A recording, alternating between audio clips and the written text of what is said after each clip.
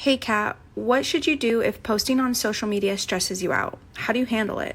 I get this question a lot, and I'll tell you guys, for me, anytime I feel like I'm starting to get stressed, right? Like I start to feel that tension in my chest or in the pit of my stomach or in the back of my neck or in like my jaw or my throat. Like if I ever start to feel that fight or flight or freeze response, I pause and I realize and remember that I am separate from those responses. They are not me. It's not a part of my identity. So I ask myself, where is this really coming from? Where do I feel like the threat is coming from? Where's the pressure coming from?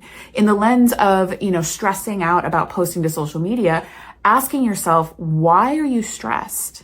Why? Is it because if you hit publish, you're worried that the post isn't perfect, that people are going to talk shit, that somebody's going to say it's cringe, that somebody's not going to want to hire you, or worse, that somebody will hire you, but they're not going to be the right type of client for you that you want to work with? Get to the root of what the actual fears are, name them, write them down, get them out of your head, out of your like fight or flight or, freeze response in the back of your mind, and really face it and ask yourself, like, are those things true?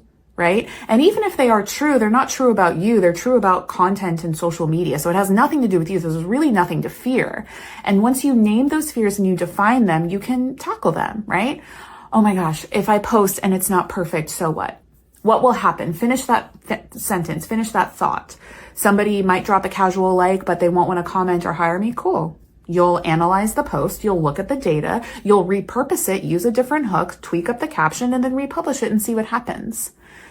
It's not life or death. We often think that it is, but it's not. Our brains are hardwired to keep us safe and not put us out there, right? Not put us out there on those public platforms where hundreds, if not thousands, if not millions of people could find us, right? That's not like technically a safe thing to do. So our brain like freaks out and wants to pull us back and keeps us from doing that. There's no threat. And when you name that, you can understand it, and then you can take your power back from it.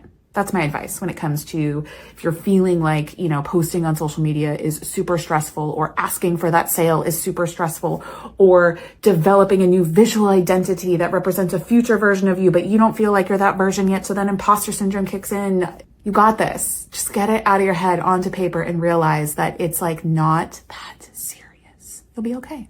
You got this.